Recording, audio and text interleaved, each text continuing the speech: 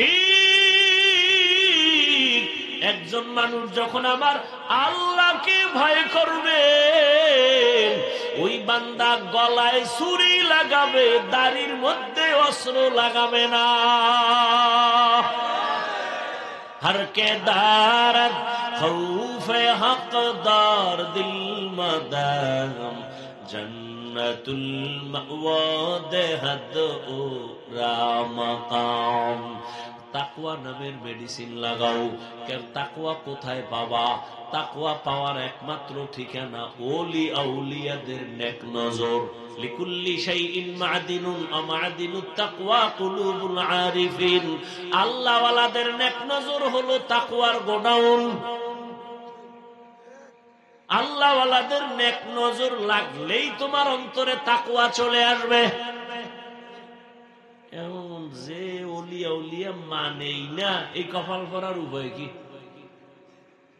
জানি না, কি উপায় হবে। তবে শুনো, যারা বলবা ওলিয়া উলিয়া মানি না, আমি বলবো, ঘোষণা দিয়া গেলাম, এরা কোরআন মানে না, বুখারী শরীফ মানে না, এরা ভণ্ড। এদের যারা ভণ্ড বলবে না, আল্লাহর কসম তারাও ভণ্ড। আবু বকর বলেন, ইয়া রাসূলুল্লাহ, কিয়ামতের ময়দান বড় ভয়ঙ্কর, আল্লাহর আদালত বড় ভয়ঙ্কর। আমার উপরে কোনো কারণে যদি আল্লাহ বেজার হয়ে যায়, আমার টিকিট ক্যান্সেল হয়ে যাবে। আমি আবু বকরের হাতে জাহান্নামের হ্যান্ডকাপ লেগে যাবে। ও নবী, আপনিই তো বয়ান করে বলেছেন হাসরের ময়দান কত ভয়ঙ্কর হবে।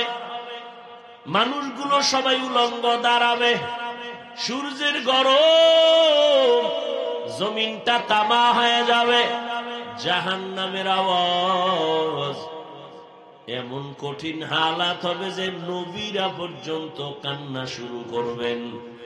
ওই সময় আমি আবু বকরের কি উপায় হবে, এই চিন্তা, এই ভয়, আমি চোখের পানি ছেড়ে কান্না করেছি। ও আমার কলিজার যুবক বাবারা, পর্দার আড়ালের মা বোনেরা, বৃদ্ধ বাবাজিরা, কয়দিন আর দুনিয়ায় বাহাদুরি করবা? চোখের সামনে কত লাশ আর লাশ। ও যুবক, স্কুলে পড়ো, কলেজে পড়ো, চাকরি করো, বাধা নাই। আমার দাবি, আমি কিন্তু একবারও বলি নাই পাস করলি লাগাও, আমি একবারও বলি নাই তুমি তাবলিগে যাও, কওমি মাদ্রাসায় যাও, আমি একবারও বলি নাই তুমি চরমনাই যাও, না গেলে জাহান্নামে যাইবা না। আমি যেটা বুঝাইতে চাই বাবা, আল্লাহর ভয় অন্তরে জমা করো, আল্লাহর মোহাব্বত নিয়ে চলো। তোমার মতো কত যুবক স্কুলে পড়ে, কলেজে পড়ে, চাকরি করে, ব্যবসা করে, 5 বেলার নামাজ পড়ে আসেনি। বলো বাবা, তুমি কেন পারবা না? তুমি স্কুলে পড়ে ডাক্তার হও, ইঞ্জিনিয়ার হও, কলেজ ভার্সিটিতে পড়ে একজন প্রফেসর হও, তবে আমার একটা দাবি, বেয়াদবি করবা না। মা বাবার বেয়াদবি নিয়ে যদি বরদোয়া পাও, জীবন ধ্বংস হয়ে যাবে। শিক্ষকের বরদোয়া নিবা না, আলেম ওলামার সাথে বেয়াদবি করে বরদোয়া নিবা না, জীবন ধ্বংস হয়ে যাবে। এখনো সময় আছে, তওবা করে নাও। ডাক্তার যদি হও, আদবওয়ালা ডাক্তার হইও। ইঞ্জিনিয়ার যদি হও, আদবওয়ালা ইঞ্জিনিয়ার হইও। তোমার আচরণে কোনোদিন যেন মা বাবা কষ্ট না পায়, শিক্ষক কষ্ট না পায়, উলামায়ে কেরাম কষ্ট না পায়। অন্তরের বুঝাইয়া এখনো সময় আছে, লাইনে চলে আসো। তোমার মতো যুবক র‍্যাব, আর্মি, পুলিশ, বিডিআরের চাকরি করে, নামাজ ছাড়ে না। এই মোবাইলের কারণে কিডনি দুর্বল হয়। এই যুবক, লিখে রাখো, বাসায় গিয়ে এগুলো মিলাই দেখো। মোবাইলের কারণে হার্ট দুর্বল, ব্রেন দুর্বল, চোখের পাওয়ার যায়, কানের পাওয়ার শেষ হয়ে যায়। এবার যৌবন তো নাই, জীবনও নেই। ইদানিং যত মরার খবর শুনি, অধিকাংশ সুস্থ আর যুবকটি মরে, অসুস্থটি মরে না। ডাক্তার খায় মরে যাবে খাওয়া, হে এখনো লাডি লয়ে আডে, আর সামনে সুস্থ মানুষ হঠাৎ করে বলে আমার বুকে ব্যথা, ধরে দেয় নাই। কি ওই রোগী? না, ডাক্তার কিছু কোনো রোগ নেই। তো মরলো কেন? হঠাৎ রোগে মরছে। হঠাৎ রোগ কি? নতুন একটা রোগ আছে জমিনে, হঠাৎ রোগ। কি সে হঠাৎ রোগ? কি হ্যাঁ, আকাম কর আরো, দেখবি তুইও হঠাৎ রোগে রোগী হয়ে শেষ হয়ে যাবি, জাকাত শেষ, যৌবন শেষ, জীবন শেষ, লেখাপড়া শেষ। এই মোবাইলের দ্বারা কত সন্তান মায়ের সাথে বেয়াদবি, বাবার সাথে বেয়াদবি, শিক্ষকের সাথে বেয়াদবি, আলেমের সাথে বেয়াদবি। যত বড় ব্যক্তি হোক না কেন, ওলামায়ে কেরামের সামনে আসলে একটু নরম হয় না? হাতটা বাড়াইয়া সালাম দিতেও কেমন জানি একটু ভয় ভয় থাকে, ঠিক নেই? আর এই মোবাইলে কত বড় বেদ্যপ বানাইছে, ঠাস করে সেই কান্দের উপরে হাতটা দিয়ে কয়, হুজুর একটু তাকান তো। এই বেদ্যবি আছে না নাই? ফট করে কান দেয়, হাত দিয়ে কয় একটু তাকান। এক চোরায় কয় যদি একটা সেলফি তুলবো, যদি আল্লাহ উসিলায় মাফ করে।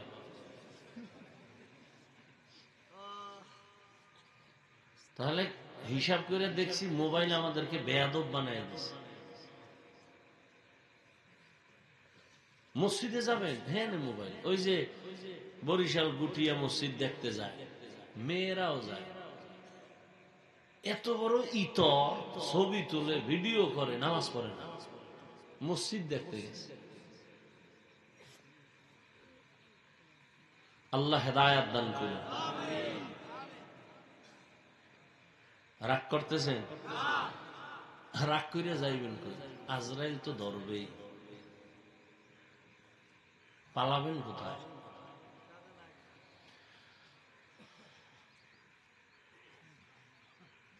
আমি যে আয়াত পড়েছি সূরা আহজাবের 2 টুকরা আয়াত, রসুলের হাদিস, এর উপরে সহি নিয়তে, সহি তরিকায়, সহি কিছু কথা বলার, শোনার আমাকে আপনাদের সকলকে আল্লাহ তৌফিক দান করেন। কতক্ষণ বয়ান হবে জানি না, তবে চেষ্টা করব খুব দ্রুত আপনাদের ধৈর্যের মধ্যে শেষ করতে। কারণ বয়ান বক্তার এলেমের জোরে হয় না, আমলের জোরেও হয় না। বয়ান করতে হইতে 2টা পুঁজি লাগে, একটা বাতেনি আল্লাহর রহমত, আর জাহিরি একটা লাগে, সেটা হলো শ্রোতাদের অন্তরের মোহাব্বত। এই 2 জিনিস হইলে বয়ান হয়। এলেম লাগে না বয়ান করতে। সাদামাটা বয়ান করে বহু আল্লাহওয়ালারা, মানুষ কাঁদতেছে। আর তথ্যবহুল আলোচনা করে, কোনো কান্নাকাটি নেই। ওরে মোনাজাতে যদি কান্নাই না আসে, কি এর মোনাজাত ধরো?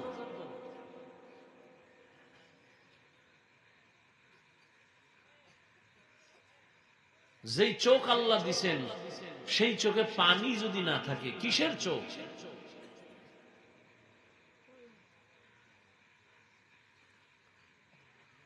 প্রথমে তর্জমাটা বলে নে, এরপরে হালকা কিছু ব্যাখ্যা করব, বেশি টাইম না। আল্লাহ বলেন, ইয়া আইয়ুহাল্লাযীনা আমানুত্তাকুল্লাহ, হে মুমিন তোমরা আমি আল্লাহকে ভয় করো, তাকওয়া অর্জন করো।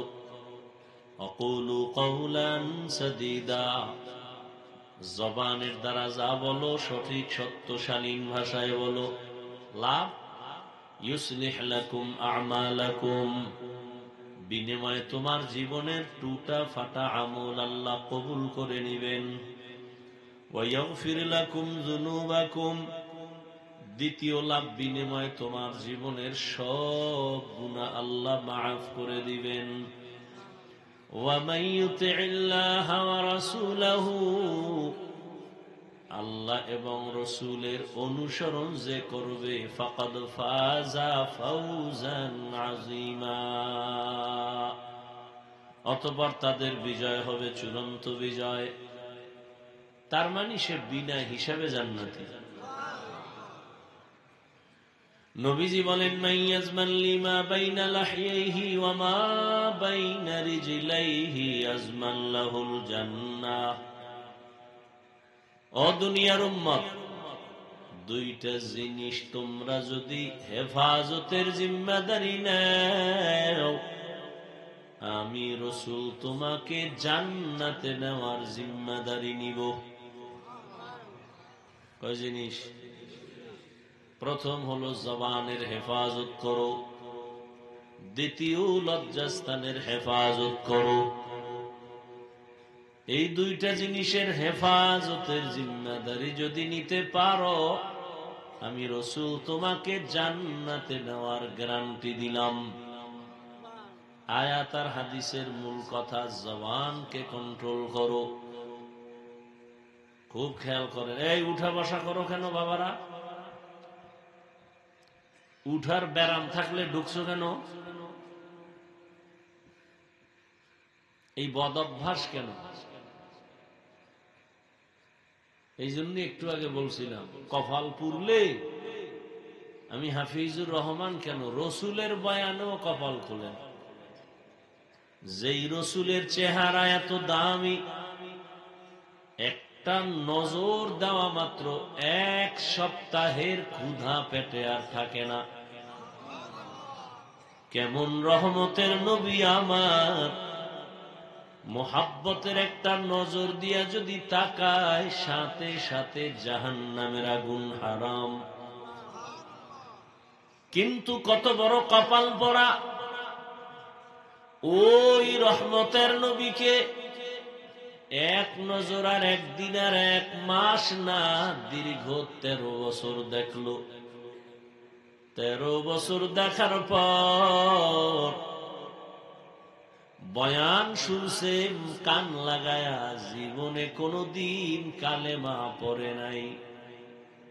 কত বড় নিকৃষ্ট বেঈমান কপাল পড়া। 13 বছর বয়ান শুনলো, চেহারা দেখলো। শুধু কি তাই, রাতের অন্ধকারে রসুলের ঘরের পাশে দাঁড়ায় দাঁড়ায় রসুলের জবান মোবারকের তেলাওয়াত শুনছে, কিন্তু কপালে কালেমা নাই। এত বড় বেঈমানের নাম জানেননি? কন্যাকা, এর নাম কপাল। এর নাম কি?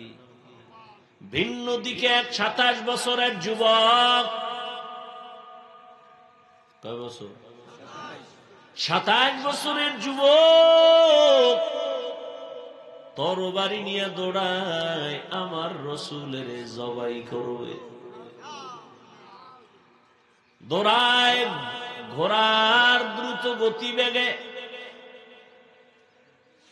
তরবারিটি নিয়ে রহমতের নবীর সামনে দাঁড়াইয়া রহমতের নবীরে এক নজর দেখা মাত্র তরবারি ফালায় বলে, ও দয়ার নবী, আমাকে মাফ করে দেন আর কালেমা পড়ায় মুসলমান বানায় দেন। কয় বছর? এই কয় বছরের যুবক? এর নাম কপাল। 13 বছর নবীর বয়ান শুনলো, চেহারা দেখলো, কালেমা কপালে আসে নাই। আর 27 বছরের যুবক আমার নবীজিরে জবাই করতে গিয়া কালেমা পড়ে তরবারি হাতে নিয়ে দাঁড়াইয়া বাইতুল্লাহর পার্শ্বে গিয়া কয়, এই বেঈমান, আমার নবীর বিরুদ্ধে যদি কথা বলতে চাও, প্রয়োজন নাই, আয় আমার তরবারির সামনে দাঁড়া। রহমতের নবীর নজর লাগছে তো, এত পাওয়ার আল্লাহ বাড়ায় দিয়েছেন। এখন এই যুবকের এত বেশি পাওয়ার, যেই রাস্তা দিয়ে এ যুবক হেঁটে যায়, শয়তান ওই রাস্তায় হাঁটে না। ভয় আর কে দারত খৌফে হকদার দিল মদাম, জন্নতুল মাওয়া দেহদ ও রামাকাম, জুজবা হকচি জে মখাজ ইনসুজা, ফজলে ও আমস্তে দর জুমলা জাহা। এর নাম কফা। বহুদিন ধরে এই মাহফিলের প্রচারণা চলতেছিল, অনেকে আসবে আসবে বলিয়া আসতে পারে নাই। জরুরি কোনো কারণে যদি আসতে না পারে, আসার সওয়াব পেয়ে যাবে। আর একদল কপালওয়ালারা আসছে ঠিকই, কিন্তু প্যান্ডেলের মধ্যে ঢুকতে পারে নাই। এরা কই? বলে এরা কেউ মহিলা প্যান্ডেল তাওয়াফ করে, কেউ দোকানে ঘুরে আর আড্ডা মারে, তাজা তাজা কবিরা গুনাহ করে। কি এগুলো বেহেশতের প্যান্ডেল? আবার ওয়াজ উপলক্ষে একটু পার্শ্বে আছে জাহান্নামের মার্কেট বাজার, নাই? ওয়াজ উপলক্ষে মার্কেট কেন? দোকানপাট কেন? আবার সেই জায়গায় খেলনার দোকান কেন? বেলুনের দোকান কেন? এবং সেই দোকানপাটে বেপর্দা মেয়েরা যাবে কেন? ছেলেরা ঘুরবে কেন? সেখানের কবিরা গুনার দায়ভার কে নিবে? সারা দেশের অবস্থা তো এই। ওয়াজ উপলক্ষে কেন 2-4 ঘন্টা কি খাইতে আসছেন? কি বলে মার্কেট করতে আসছেন? তো মার্কেট কেন?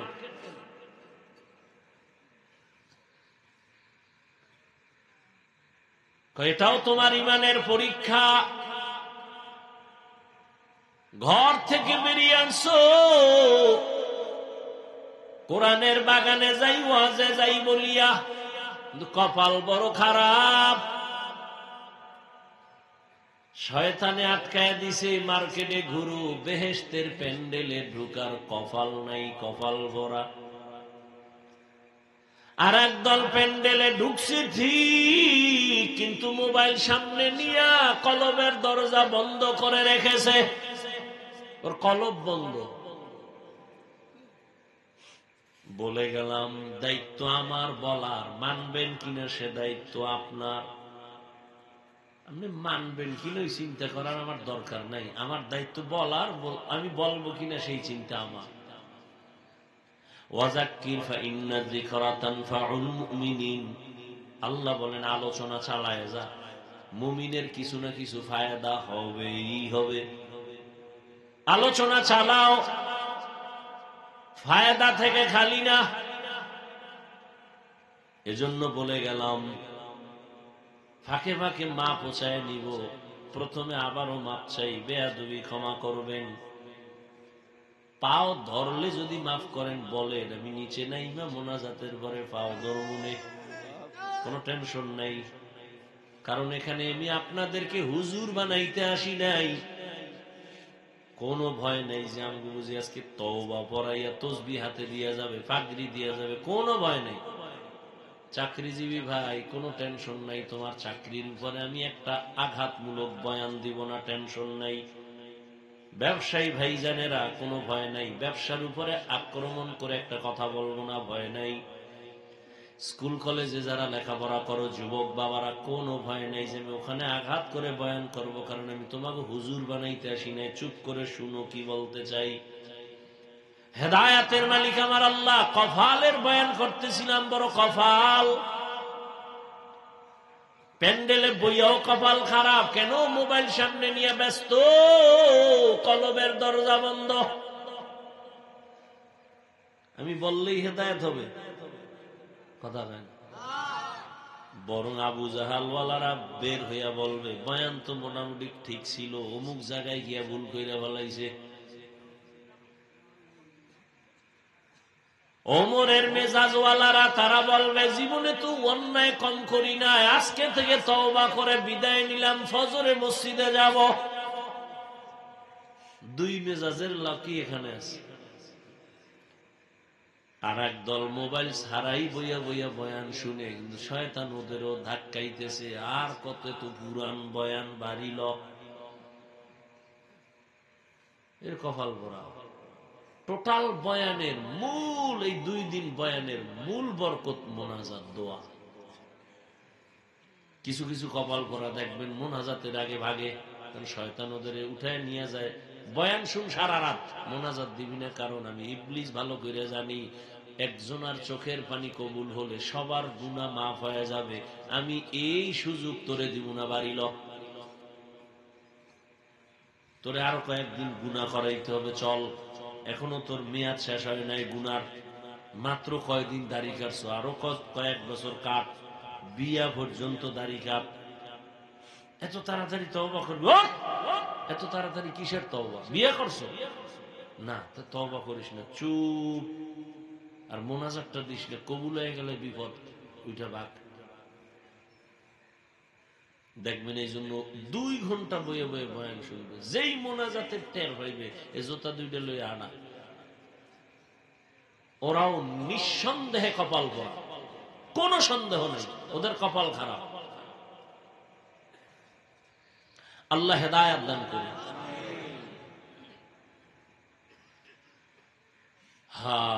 আল্লাহ আমাদের সবাইকে কবুল করেন। আল্লাহ বলেন, আমি 2টা আদেশ দিলাম মুমিনকে, কোন বেঈমানকে দেই নাই। 1 নাম্বার আদেশ, আল্লাহকে ভয় করো, তাকওয়া অর্জন করো। 2য় আদেশ হলো জবানটারে হেফাজত করো, কন্ট্রোল করো। মুমিনকে দিলেন কেন, বেঈমানকে এই আদেশ কেন দেন নাই? এর সংক্ষিপ্ত জবাব, মুমিনেরা জান্নাত পাবে, কোন বেঈমান কখনো জান্নাত পাবে না। জান্নাত কারা পাবে? মুমিনেরা যে পাবে, তাও কত ফিডার পর, কঠিন কপালে ফিডা, এরপরে যদি ভাবা যায়। দলিল, قال رسول الله صلى الله عليه وآله وسلم إن بني إسرائيل تفرقت على 72 ملة وتفترق أمتي على 73 ملة كلهم في النار إلا ملة واحدة قالوا من هي يا رسول الله في رواية قالوا ما هي يا رسول الله قال ما أنا عليه وأصحابي। সংক্ষেপ বলতেছি, রহমতের নবী বলেন, আমার আগে একদল উম্মত ছিল বড় চালাক, এদের নাম বনি ইসরাইল। এরা এতটা চালাকি করতে গিয়া, পণ্ডিতি করতে গিয়া, নিজেদেরকে বড় মনে করতে গিয়া দলে দলে ভাগ হয়ে গেল 72। কয় দল? আমার উম্মত আরো চালাক, ওরা আর এক দল বেড়ে যাবে। কত হবে? কুল্লুহুম ফিন্নার, সব জাহান্নামে যাবে। ইল্লা মিল্লাতান ওয়াহিদা, এক দল জান্নাতে যাবে। তাহলে 73-এর এক দল জান্নাতে গেলে জাহান্নামী কয় দল? খুব খেয়াল করিয়ে, এই কথাটা আপনারা আরো আগে জানেন না? কথা বলেন, জানেন, কিন্তু আজকে নতুন কথাটা শুনে নেন। এই যে 72 দল জাহান্নামী, এক দল জান্নাতি, এই 72 দলের মধ্যে কোনো হিন্দু নাই, কোনো বৌদ্ধ নাই, কোনো খ্রিস্টান নাই, কোনো ইহুদি নাই, কোনো বিধর্মী নাই। এই 72 দল জাহান্নামী, সবাই হবে মুসলমান। এবার বুঝে কোন দলে আছে। সাহাবায়ে কেরাম জিজ্ঞাসা করলেন, ইয়া রাসূলুল্লাহ, যেই দলটা জান্নাতে যাবে তাদের মাপকাঠি পরিচয় কি? রহমতের নবী বলেন, তাদের পরিচয় হলো 2টা আদর্শ যারা মেনে চলবে। এক, আমি রহমতের নবীর আদর্শ আর আমার সাহাবায়ে কেরামের আদর্শ, এই 2টা একত্রে যারা মেনে চলবে তারা জান্নাতি। নবী যদি বলতেন আমারে যারা মানবা তারা জান্নাতি, তো হইতো। নবী বলে, না না, আমি মুহাম্মদের আদর্শ মানবা, আমার সাহাবায়ে কেরামের আদর্শ যারা মানবে তারা জান্নাতে যাবে। এখান থেকে সবক নিয়ে যান। বর্তমান দুনিয়াতে যদি কেউ বলে আমি নবী মানি, নবী মানি, সাহাবা মানি না, এরা মুসলমান, এরা মুমিন ঠিক, তবে 72 দল জাহান্নামীদের অন্তর্ভুক্ত। যারা বলে নবী মানি, সাহাবা মানি না, এরা মুসলমান ঠিক, মুমিন ঠিক, কিন্তু 72 দল জাহান্নামীদের অন্তর্ভুক্ত। এবার বুঝেননি, মুমিন হইয়াও জান্নাত পাইতে কত খবর আছে। মুমিনদের 72 দল মুমিন জাহান্নামে যাবে, এক দল মুমিন জান্নাতে যাবে। সেই দল কারা? যারা নবীও মানে, সাহাবাও মানে।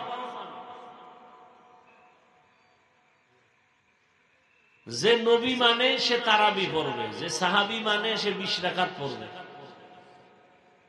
যে বলে শুধু নবী মানি সে তারাবি পড়বে ঠিক, সাহাবি মানে না, এই জন্য 20 রাকাত পড়ে না। আর যারা নবীও মানে, সাহাবাও মানে, এরা তারাবিও পরে। কত রাকাত পরে? 20 রাকাত পরে। আর রসুল বলছেন যে আমাকেও মানবে, সাহাবাদেরও মানবে, সে জান্নাতি। আর যদি আমাকে মানে, আমার সাহাবাদেরকে না মানে, সে জান্নাতি নয়, সে 72 দল মুসলমান হইয়া জাহান্নামী। আল্লাহ হেদায়েত দান করেন। তো আল্লাহ আদেশ দিলেন দুইটা, এক আল্লাহকে ভয় করো, দুই জবানের হেফাজত করো। কান হেফাজত করো বলেন নাই এখানে, চোখ হেফাজত করো বলেন নাই, পা হেফাজত করো বলেন নাই, অন্তর হেফাজত করো বলেন নাই, জবানের হেফাজত কেন করো বললেন কেন? শুধু এতটুকু কথার জবাব দিয়া মোনাজাতের দিকে যাব। আর আপনারা উঠা বসা করলে আরো আগেই হাত দুইটা উঠায় দিব। জবানের কথা কেন বললেন? তার এক নাম্বার কারণ হলো জবান পুরো বডির মধ্যে একটা আকর্ষণীয় নিয়ামত।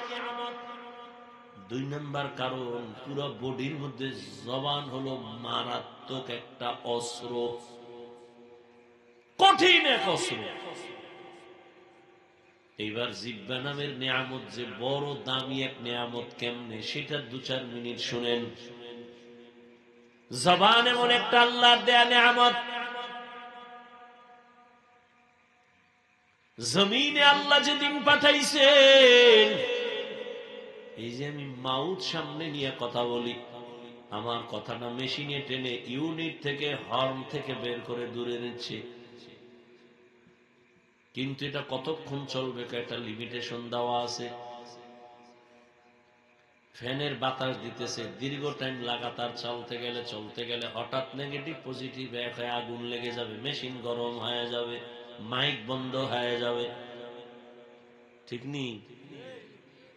এবার চিন্তা করেন, এই আল্লাহ পশুকে চিন্তা করার মতো মেধা দেন নাই, দিছেন মানুষকে। মানুষ একটু চিন্তা কর, দুনিয়াতে আসার থেকে আজ পর্যন্ত 70-80 বছর পর্যন্ত, 30-40-50 বছর পর্যন্ত জিহ্বা নামের মেশিন যে নড়াচড়া কইরা কত হাজার হাজার কোটি কথা সাপ্লাই দিল। গাল ব্যথা করে, ঠোঁট ব্যথা করে, কপাল ব্যথা করে, মুখ ব্যথা করে, কোনদিন কথা বলতে বলতে জিহ্বা ব্যথা করে নাই। এই মেশিনটা কেমনে চলে? এটা কখনো গরম হয় না। এই মেশিন কে ফ্যানের বাতাস দিয়ে ঠান্ডা করে? এ মোবাইলওয়ালা ভাই, সারা রাত মোবাইলের হক আদায় করতে গিয়ে আনলিমিটেড কথা বলতেছে, মোহব্বতের আওয়াজ, কথা চলতেছে, মোহব্বত বাড়তেছে, কথা চলতেছে, মোহব্বত বাড়তেছে। হঠাৎ করে কথার লাইন কেটে গেছে। মোহব্বতের মাঝে লাইন কেটে গেলে ভাল লাগে। আরে আমি কথা কন না কেন? মাথা গরম হয়ে গেল, লাইন কেটে গেল কেন? প্রথমেই তাকায় যে নেটওয়ার্কের ঝামেলা আসেনি, তাকায় দেখে না ফুল নেটওয়ার্ক।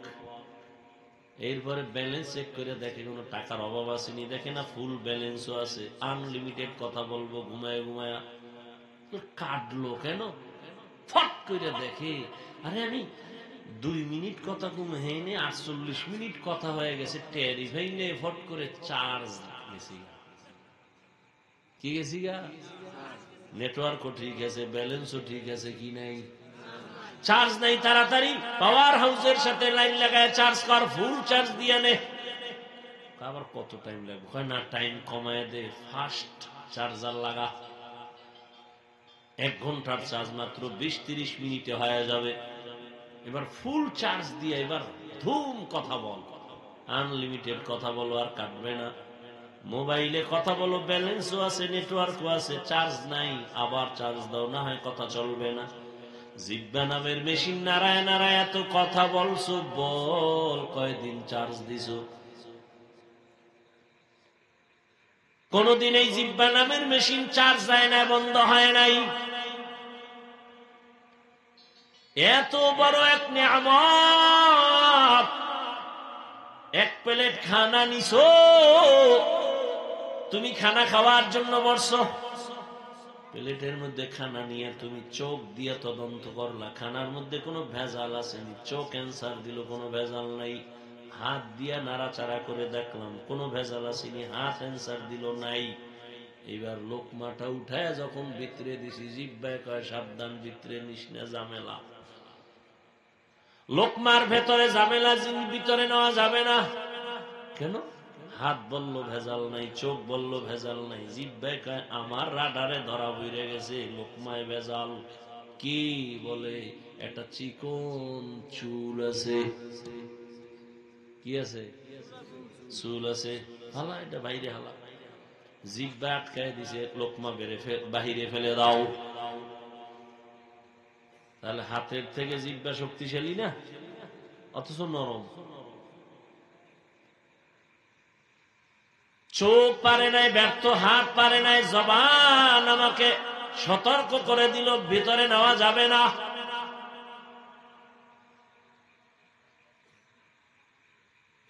এবার বুঝাই জিহ্বা কত বড় মারাত্মক এক অস্ত্র। এবার খেয়াল করেন, এতক্ষণ বুঝাইছি নিয়ামত, এই নিয়ামতের শুকর আদায় করতে হবে। আলহামদুলিল্লাহ বললে হবে না।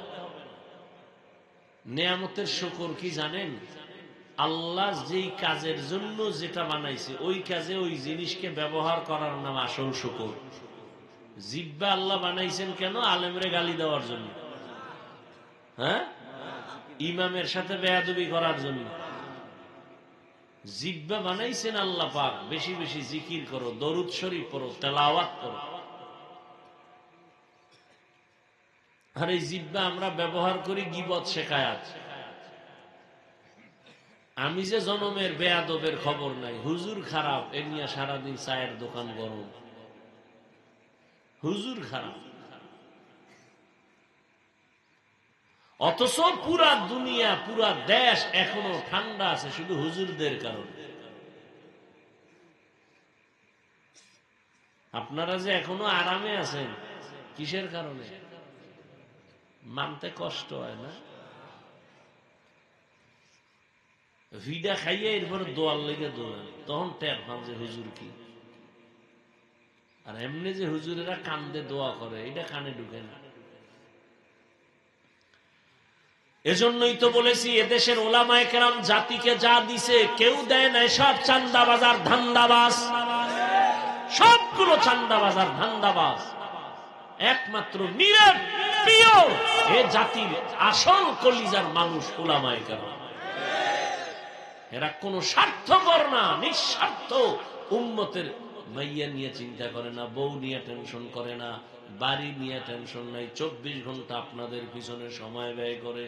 তাবলিগওয়ালারাও ঘুরে, পীর সাহেবরাও ঘুরে, ইমাম সাহেবরাও। আমাকে বলেন তো একটা সত্য কথা, সরকারি চাকরি করে, বেসরকারি চাকরি করে, ডিউটি কয় ঘন্টা বলেন? সর্বনিম্ন বেতন কত? 20,000 বলেন না খাই কত? 20,000। আর টেবিলের তলে তো কত মুক্তার দানা থাকেই। ওর বাপে থুয়ে গেছে, এগুলো ওর মায়ে থুয়ে গেছে, ওর 14 গোষ্ঠী থুয়ে গেছে, এগুলো মুক্তার দানা। বলেন তো আমাকে, ইমাম সাহেব যে মসজিদে ডিউটি করে কয় ঘন্টা বলেন? বেতন কত? রড দিয়ে ফিডাইলেও কি জাল মেডে, এর থেকে জুলুম কি আর জমিনে আছে? 8 ঘন্টা ডিউটি করে 20,000 নিম্নে। এবার টেবিলের তলে কত পায়খানা আছে মুক্তার নামে, খাইয়া এক একটা ভাল্লু গায়ে যায়। যত বড় ভিআইপি তত বড় মদখোর। সত্য কথা বলতে কষ্ট লাগে। যত বড় ভিআইপি তত বড় সুদখোর।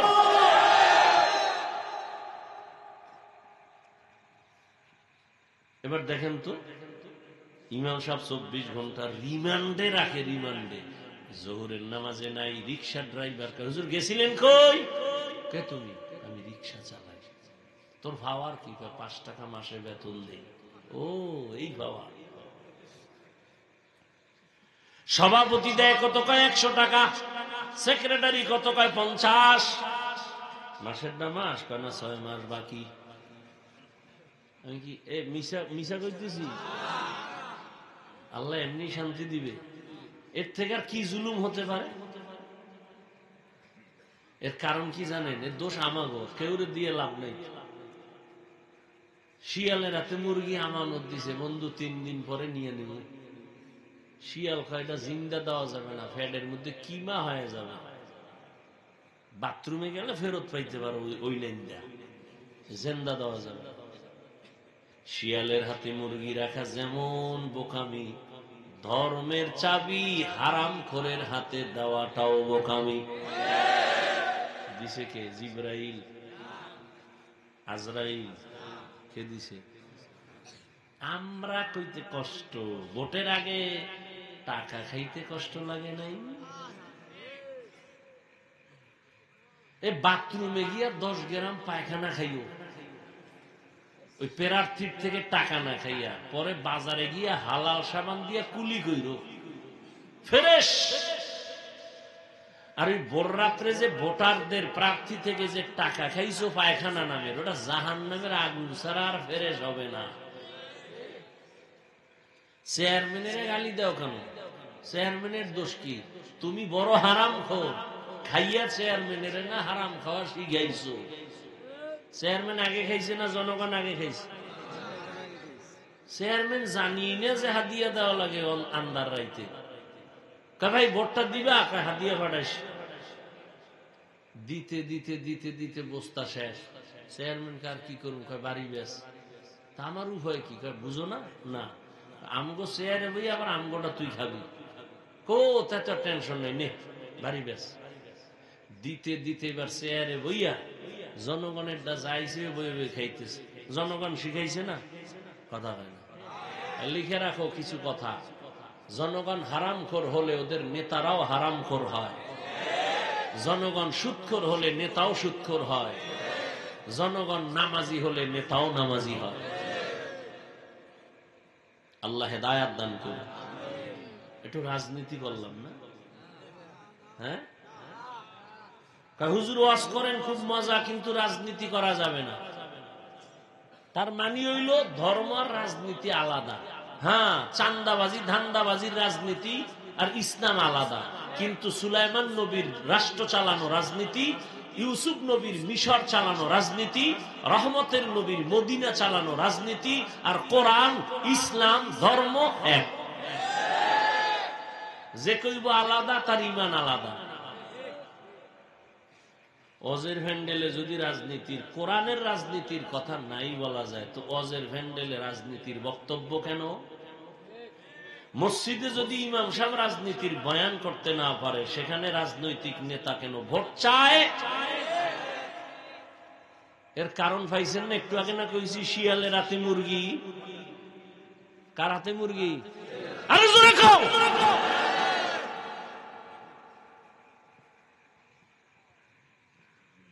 দেশ নাপাক হয়ে গেছে।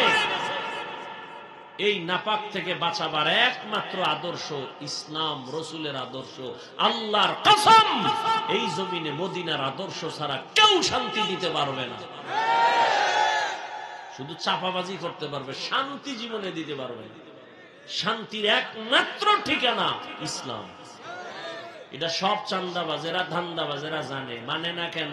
মানতে গেলে দুর্নীতি করতে পারবে না, চুরি করতে পারবে না। আল্লাহ হেদায়াত দান করুন। জবান এক মারাত্মক অস্ত্র। বলে কেমন? প্রতিদিন সকালবেলা, হাদিসে নবী বলেন, প্রতিদিন সকালবেলা সব অঙ্গ প্রত্যঙ্গ জিহ্বা থেকে পানা চায়। হাত বলে আল্লাহ জিহ্বা থেকে বাঁচাও। কেন? তো জানি সকালে ঘুমের তুইটা কোন কথা কয়, আর পেছে ভিডা না আমার হাতের উড়াইয়ে পেঁচ লাগাই জিব্বায়, ভিডা খাই আমি হাত। জিব্বাই এমন একটা আকামের কথা কইছে, ফট ফিরে কানের উপরে থাপ্পড়। কান কা আমার অন্যায় কি? ওই যে জিব্বা। রসুল বলেন প্রতিদিন সকালবেলা হাত, কান, চোখ, জিব্বা থেকে পানা চায় আল্লাহ, এই জবান থেকে আমারে পানা দাও। কেন? এটা মারাত্মক অস্ত্র। কয় কেমন? কয় বেলেডের মতো, চারোদিকে ধার, যেদিকে মারে কেটে যায়। ডাইনি মানে বামে মারে। যেমন জিব্বা নারায় নারায় একজনে কয় লা ইলাহা ইল্লাল্লাহ। কেউ হিন্দু ভাই, আমি লা ইলাহা কয়ে আলাইছি, তুই তো এখন মুসলমান হয়ে গেছো। জিব্বার এক কথায় মুসলমান, আবার এই জিব্বা নারায় যদি কয় আল্লাহ মানি, নবী মানি, কোরআন মানি, তবে ইসলামের রাজনীতি মানি না, একই জিব্বার এক আওয়াজে বেঈমান। বুঝেননি কিছু? কি বুঝেন? এক যুবক একটা মাইয়ারে রাস্তায় ধইরা তিনজনের সামনে কয় বউ হবিনি, কয় কবুল। জিব্বার এক কথায় আপন হয়ে গেল। ঠিক এই জিব্বায় আবার কয় তালাক, বিদায়। একই জিব্বায় কত রং, বেলেডের মতো যেদিকে মারে ওদিকে কাটে। বিচারপতি চেয়ারে বৈশা জিব্বা নারায় ফাঁসির আসামিরে কয় খালাস, ফুলের মালা দিয়ে বাড়ি। নিরপরাধরে বিচারপতি কয় পুলিশ ধর, নিরপরাধ ফাঁসির মঞ্চে হাজির। একই জিব্বার আওয়াজ। এই একটা জিব্বার দ্বারা আমাকে প্রমাণ করে দিল আমি মানুষ, আমি আলেম, আমি ভালো নাকি আমি খারাপ। আমার হাত পরিচয় দেয় না, আমার জবান আমারে পরিচয় দেয়। জবানের কথায় পরিচয় দেয় আমি মুসলমান, জবানের আওয়াজ আমাকে পরিচয় দিল আমি মানুষ, জবান আমাকে পরিচয় দিয়ে দিল আমি একজন আলেম, জবান আমাকে পরিচয় দিয়ে দিল আমি হক না বাতিল। জবানের কথার দ্বারা পরিচয়। মারাত্মক এই জিহ্বা, মারাত্মক অস্ত্র। হাতে অন্যায় করে এটার ফিরামু কেমনে? কয় রশি দিয়া বাইদা রাখ, আর অন্যায় করবে না। কান অন্যায় কথা শুনে কয় তাড়াতাড়ি পট্টি লাগা, আর অন্যায় কথা শুন। চোখ অন্যায় করে কয় নেকাব লাগাও, কালো চশমা লাগাও, দেখবে না। পা অন্যায় করে রশি দিয়া পা দুইটা বেঁধে দাও, অন্যায়ের দিকে যাবে না। পাঠানের বাড়ি চোর ঢুকছে, আর এক পাঠান। পাঠানের বাড়ি কে ঢুকছে? কি জন্য? চুরি করতে। টের পাইয়া পাঠানে এটারে ধইরা খুডির লগে ভাও দুইটা বান্ধা দৌড় দিছে থানায় নলসিটি। ওসি সাহেবের কয় ওসি সাহেব চোর কাকু বাড়িতে বান্ধে থুই আইছি। কেমনে? কয় খুডির গোড়ায় পাও দুইটা বাঁধছি। তো কি করবো? চলেন এটা ধইরে নিয়ে। কেমনে বাঁধছো? কয় দুই পাও। হাত বাঁধছো নি? কয় না। এটা তুই পাগল নি? তুই ফাও বাঁধছো, হাত বান্ধ নাই? হ্যাঁ, মাথায় হাত দিস। আরে ওসি সাহেব, না না না, টেনশন নাই, আমিও পাঠান, ও পাঠান। আমার মাথায় যেহেতু এটা ঢুকে নাই, ওর মাথায় ঢুকতো না। চলেন। ওসি সাহেব হাদিয়া পাওয়ার লোভে দৌড় আইয়া দেহে হে কুলের বলদ খুঁটির গোড়ায় বয়ে গেছে, চুপচাপ বয়ে গেছে। পা অন্যায় করে বেঁধে দাও, হাত অন্যায় করে বেঁধে দাও, অন্যায় করবে না। চোখ অন্যায় জিনিস দেখে মেকআপ লাগাও, পট্টি লাগাও, আর অন্যায় দেখবে না। কান অন্যায় কথা শুনে পট্টি লাগাও, শুনবে না। জিহ্বাটা যে অন্যায় করে ইডারে কেমনে আটকামু? এটা তো আমার থেকে অ্যাডভান্স চলে। কয় কেমন? কয় ঘুমাইলেও চলে। আমি যে ঘুমাই রয়েছি ও চলতেছে। ঘুমের ভিতরে এক বন্ধু ডাক দিছে, কাঁচা ঘুমের মধ্যে যখন ডাক দিছে, জিহ্বা অগ্রিম কাঁচা গালি। ও গালি শুনে দৌড়, বন্ধুর গুল্লি মারি। 10টার সময় উঠে ডাক দিছে, বন্ধু কই? তোর কথা নাই। যেই গালি তোর জবান দিয়া দিছ, জমিনেও ধরে না, আসমানেও ধরে না। আস্তাগফিরুল্লাহ, কি গালি দিছে? জীবনে গালি কেউ দেয় না। একটা গালি তুমি দেই না। কি বলো আন্দাজি? বলে না, রেকর্ড করলে তো শুনাইতে পারতাম। কি পরিমাণ কাঁচা আওয়াজ হইছে। আল্লাহর কসম, কি জিহ্বা দ্বারা বলেছি আমি নিজে টের পাই নাই, কারণ এটা আমার থেকে বড় অ্যাডভান্স, আমার আগে দৌড়ায়। এটারে এখন কেমনে আটকাবো? আল্লাহ কয় জিহ্বাটারে কন্ট্রোল কর, হেফাজত কর। কেমনে করি? রশি দিয়া বাঁধো। কয় না, পারা যায় না। কষ্টে লাগাও। কয় না, জিহ্বা এমন এক মেডিসিন মাইরে দিছে আমার আল্লাহ, কষ্টে লাগবে না, কারণ জিহ্বার মধ্যে অল টাইম পানি। কেমন পানি? যদি জিহ্বার পানি শুকায় যায়, পাগলের মতো হয়ে যায়, মইরা যাবো, ডাক্তার কয় ডায়াবেটিস হাই। মিষ্টি খাও তাড়াতাড়ি। জিহ্বার মধ্যে এমন একটা পানি আমার আল্লাহ দান করেছেন, এই পানি তোমার ঔষধ। পুরা চেহারার মধ্যে যদি কোনো রোগ হয়, গোড়া হয়, শাহাদাত আঙ্গুলটা বের করে জিহ্বার লালা নিয়া বিসমিল্লাহ কয়ে 3 বার লাগায় দাও, চেহারার কোনো আর ঔষধ লাগবে না, লালা তোমার ঔষধ। তবে হুন যুবকেরা, সারা রাত্র মোবাইলে আকাম কইরা ঘুম মাইরা যদি গোড়া উঠে, এটি তোর লালায় যাবে না। আর একটা ঔষধের কথা মানবি না তো, কষ্ট পাই এই জন্য, তারপরও বলি, মানতে পারলে লাভ আছে। যারা ঘুমাবি, ঘুমের থেকে উঠা 1 গ্লাস পানি হাতে নিয়া ভেতরে মুখের যে লালা ওই সহ কুলি করে ভেতরে নিয়ে পানি পান করবি। খবরদার, ডাক্তার বলে, সায়েন্স বলে, চিকিৎসা বিজ্ঞানীরা বলে, ঘুমের মধ্যে যে লালাটা তোমার ভেতরে জমে, এটা শরীরের ঔষধ। পানি 1 গ্লাস নিয়ে কুলি সহ লালা সহ পান করে নাও, তোমার শরীরের ঔষধ। কুলি করে তুমি পানিটা ফেলবা না। এরে আল্লাহর বান্দারা, জিহ্বাটারে আটকান যায় না, কেমনে আটকাই? আল্লাহ কয়, আমি তো জানি তুই দুর্বল। হাত আটকানো যাবে, চোখ আটকানো যায়, কান আটকানো যায়, জবান আটকাইতে পারবি না। তবে হ্যাঁ, আমি আল্লাহ নিজে একটা মেডিসিন দিলাম, ওই মেডিসিন দিয়া জিহ্বাটারে কন্ট্রোল কর। ভিন্ন কোন লাইনে কন্ট্রোল করতে পারবি না। ওই জিহ্বার মেডিসিন আমি আল্লাহ দিলাম, আর ওই মেডিসিনের নাম হলো তাকওয়া। তাকওয়া মানে আল্লাহর ভয়।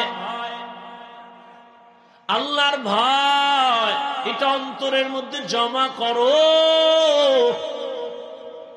যার মধ্যে একবার আল্লাহর ভয় আসবে, সে কখনো গালি দিবে না। একটা সন্তান মা বাবারে ভয় করার কারণে মা বাবার সামনে বাজে কথা বলে না, গালি দেয় না।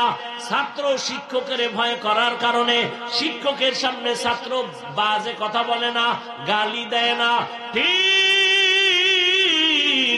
একজন মানুষ যখন আমার আল্লাহকে ভয় করবে, ওই বান্দা গলায় ছুরি লাগাবে, দাড়ির মধ্যে অস্ত্র লাগাবে না। हर के दारत खौफे हकदार दिल मदाम जन्नतुल मअवा देहद ओ रामकाम। তাকওয়া নামের মেডিসিন লাগাও। কেন তাকওয়া কোথায় পাবা? তাকওয়া পাওয়ার একমাত্র ঠিকানা ওলি আউলিয়াদের নেক নজর। লিকুল্লি শাইইন মা'দিনুন আমা'দিনুত তাকওয়া কুলুবুল আরিফিন। আল্লাহ ওয়ালাদের নেক নজর হলো তাকওয়ার গোডাউন। আল্লাহ ওয়ালাদের নেক নজর লাগলেই তোমার অন্তরে তাকওয়া চলে আসবে। এমন যে ওলিয়া উলিয়া মানেই না, এই কপাল করার উপায় কি? জানি না কি উপায় হবে। তবে শুনো, যারা বলবা ওলিয়া উলিয়া মানি না, আমি বলবো, ঘোষণা দিয়া গেলাম, এরা কোরআন মানে না, বুখারী শরীফ মানে না, এরা ভণ্ড। এদের যারা ভণ্ড বলবে না, আল্লাহর কসম তারাও ভণ্ড। যারা বলে আমরা ওলিয়া উলিয়া মানি না, এরা কোরআনও মানে না, বুখারীও মানে না, এরা বাতিল। এদের যারা বাতিল মানে না, তারাও বাতিল। কি মনে হয় গাঞ্জা খাইয়া বইছি? হ্যাঁ, আল্লাহ হেদায়েত দান করুন। ওলিয়া উলিয়াদের নেক নজর শুনো দলিল। قال رسول الله صلى الله عليه واله وسلم اتقوا فراسة المؤمن فانه ينظر بنور الله। আল্লাহর প্রিয় বান্দাদের ফেরাসাতের পাওয়ার আছে, এটাকে তোমরা ভয় করিও। কারণ তুমি যা দেখো না, তারা তা অনেক কিছু দেখেন, তবে চামড়ার চোখে না, আল্লাহর দেওয়া নূরের আলো দিয়ে দেখেন। খলিফাতুল মুসলিমিন ওমর ফারুক রাদিয়াল্লাহু তাআলা আনহু খুতবা দিতেছেন, খুতবার মাঝে হঠাৎ করে একটা অপ্রাসঙ্গিক আওয়াজ দিলেন, ইয়া সারিয়াতাল জাবাল, ইয়া সারিয়াতাল জাবাল, ইয়া সারিয়াতাল জাবাল। এই সারিয়া, পাহাড় পাহাড় পাহাড়। ওমর যেখানে আওয়াজ দিছেন সেখান থেকে সারিয়া 2000 কিলোমিটার দূরে ইরানে যুদ্ধ করে। সারিয়াকে জিজ্ঞেস করা হলো, ওমরের আওয়াজটা শুনছিলেনই? কাছে বইসা বললে যেমন শোনা যায় তেমনই শুনছি। আল্লাহর ভয়, এ ভয়ের নাম তাকওয়া। আল্লাহওয়ালাদের নেক নজর। এই ভয়টা যখন আসবে জীবন চলে যাবে, বান্দা গুনাহ করবে না। ওমরে ফারুক রাদিয়াল্লাহু তাআলা আনহু দিনের বেলা মানুষের বিচার করে, রাতের বেলা ঘুরে ঘুরে প্রজাদের খবর নেয়, জনগণের কি হালাত। ঘুরে গিয়ে দেখে বাগানের মধ্যে বাতি জ্বলে। ওমর গিয়ে আস্তে করে চুপচাপ দাঁড়াইছে রাতের অন্ধকারে, শুনে ভেতরে মহিলাদের আওয়াজ। মা তার মেয়েকে ডাক দিয়ে কয়, এই মাইয়া, বাজারে দুধ বিক্রি করতে নিবি, পানি মিলাইয়া নিস। মেয়ে ডাক দিয়ে কয়, ওমর যদি টের পায় রে মা, ওমরের কথার আগে তরবারি রেডি। ওমর কই কই কই? মা কি কয়, ওমর তো দেখবে না। মেয়ে ডাক দিয়ে কয়, মা ওমর যদিও দেখবে না, তবে ওমরের আল্লাহ তো দেখবে। ওই আল্লাহরে ফাঁকি কেমনে দিব? ওমরের দূর শুনিয়া চলে গেছে। পরের দিন আদালতে লোক দিয়া পাঠায়, কয় অমুক এলাকায় যাও, ওই ঘরের মা মেয়ে দুজনরে ডাকো আদালতে। আদালতে ডাইকে বলে, এই আম্মা জান, বেয়াদবি মাফ করবেন, আপনার উপরে কোনো অভিযোগ নাই। আপনার মেয়েটা তো আমার মনে হলো বড় দামি, যে কোনো আল্লাহর বান্দির মতো না, এর মধ্যে তাকওয়ার পুরো পাওয়ার আছে। এই মেয়েটাকে আল্লাহ আপনাকে দান করেছেন, আপনি যদি রাজি থাকেন, আমি ওমরের ছেলের জন্য মেয়েটাকে বিবাহের বন্ধনে নিতে চাই। মেয়েটাকে নিয়ে নিলেন তার ছেলের জন্য। সেই মেয়ের বংশে জগৎ বিখ্যাত আল্লাহর প্রিয় বান্দা ওমর বিন আব্দুল আজিজ আসছেন এই মেয়ের ঔরসে। ভাইরা আমার, আল্লাহর ভয় বড় কঠিন। আল্লাহ পাকের ভয় মানে আল্লাহর আযাবের ভয়। রহমতের নবী বলেন, আমি একদিন মসজিদের পাশেই তো আমার হুজরা আয়েশার ঘরে আমি এশা পরে ঘুমাই। এশা পরে আমি গল্প করি না, ঘুমাই তো গভীর ঘুম না, আমি ঘুমাইলে চোখ বন্ধ, তবে অন্তর আমার ঘুমায় না। রাতের গভীরে হঠাৎ কান্নার আওয়াজ আসতেছে। কে যেন মসজিদের মধ্যে গভীর রাতে কান্না করে। আমি ঘুম ভেঙ্গে উঠলাম, বের হইলাম, নজর করে দেখি নামাজের মধ্যে দাঁড়াইয়া হাউ মাউ করে একজনে কাঁদে। আমি গভীর নজর দিয়া দেখি অচেনা কোনো বান্দা না, অচেনা কোনো আমার আশেক না। আমি তাকায়া দেখলাম জান্নাতের 1 নাম্বার সাহাবী আবু বকর নামাজে দাঁড়ায় দাঁড়ায় হাউ মাউ করে কান্না করে। আমি নবী অপেক্ষা করে, নামাজ শেষে আবু বকর আসলেন, আমাকে দেখে আশ্চর্য হলেন। আমি বললাম, আবু বকর এই রাতে নামাজে দাঁড়ায় কাঁদলেন কেন? আবু বকর বলেন, ইয়া রাসূলুল্লাহ, বেয়াদবি মাফ করবেন, আল্লাহর আদালতে দাঁড়াইয়া হিসাব দেওয়ার ভয় আমি কান্না করেছি। ওরে আল্লাহ তো আপনাকে জান্নাতের সুসংবাদ দিয়েছেন, আবার কিসের ভয়?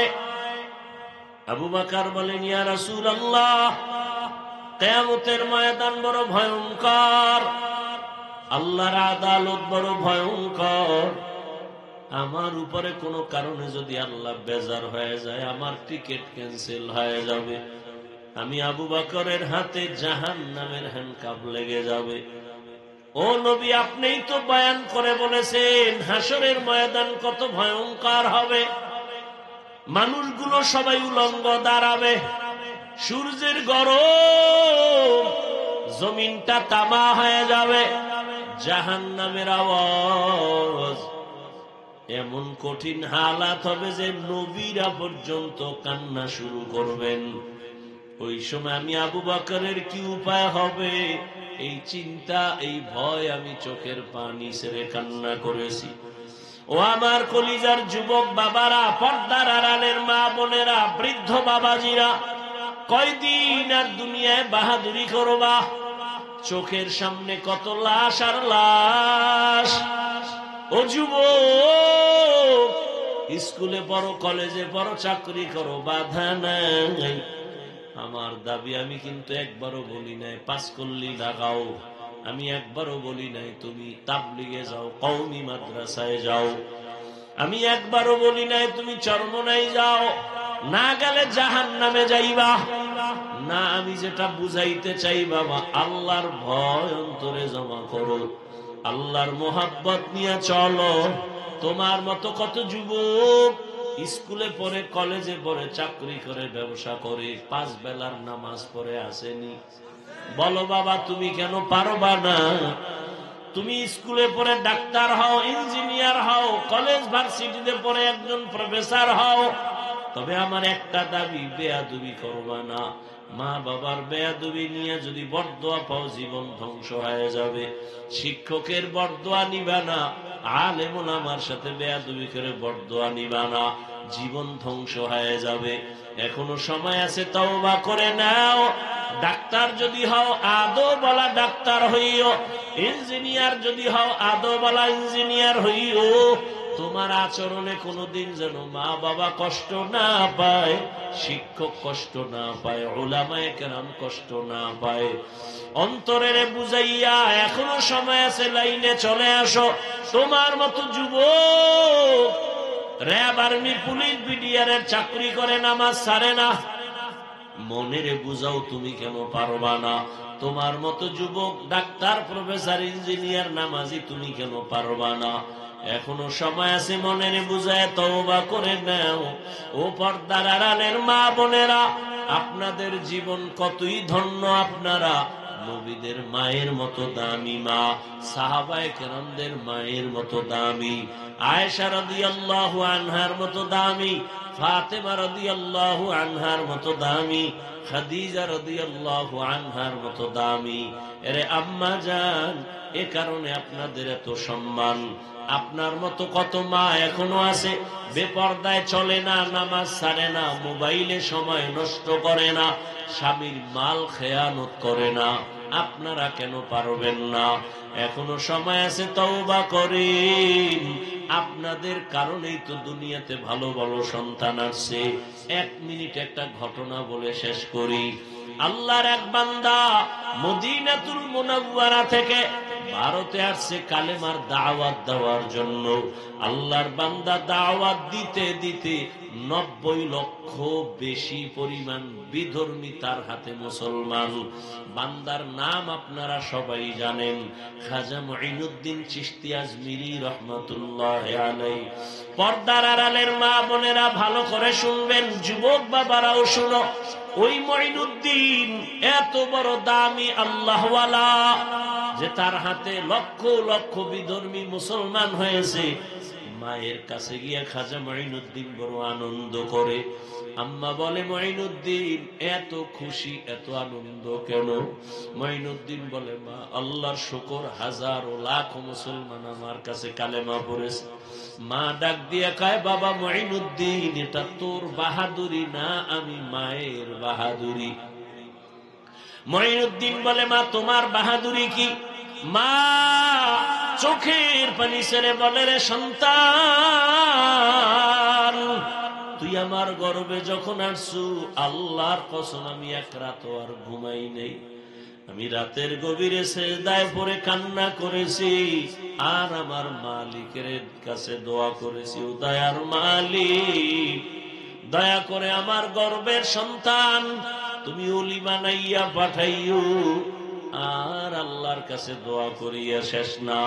তুই যখন দুনিয়াতে আসছো, আমি মা তোরে যতদিন আমার বুকের দুধ পান করাইছি, আল্লাহর কসম একটা ফোঁটা দুধও বিনা ওযুতে তোর মুখে দেই নাই। এরে পর্দার আড়ালের আম্মা জানেরা, যেই মা তার সন্তানকে বিনা ওযুতে দুধ দেয় না, ওই সন্তান কেন আল্লাহর খাস ওলি হবে না? এরে আম্মা জান, এখনো সময় আছে। আল্লাহ সন্তান দিছেন, তবে আদবওয়ালা বানায় যান, বেয়াদব যেন না হয়। আদবওয়ালা ডাক্তার বানাবেন, সফল জীবন। আদবওয়ালা ইঞ্জিনিয়ার বানাবেন, সফল জীবন। এখনো সময় আছে, তওবা করবেন, আল্লাহর কাছে দোয়া করবেন। জীবনে আর নামাজ ছাড়বেন না, বেপরদায় চলবেন না, মোবাইলে সময় নষ্ট করবেন না, স্বামীর মাল হেফাজত করবেন, খেয়ানত করবেন না। বৃদ্ধ বাবাজিরা, আপনার মতো কত বুড়ারা মসজিদে গিয়া নামাজ পড়ে, আপনি কেন পারবেন না?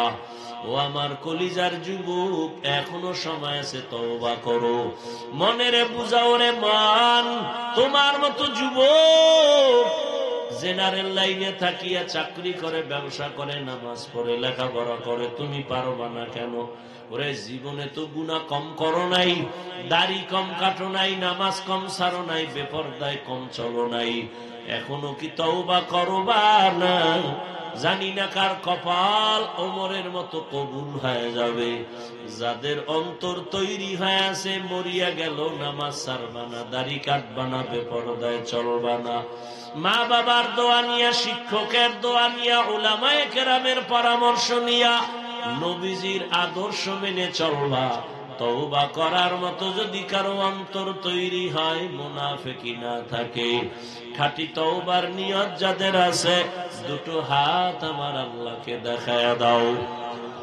আয় আল্লাহ, হাতগুলো কবুল করে নেন, তওবা কবুল করে নেন, তওবার উপরে মজবুত হইয়া চলার মতো তৌফিক দান করেন, আমিন।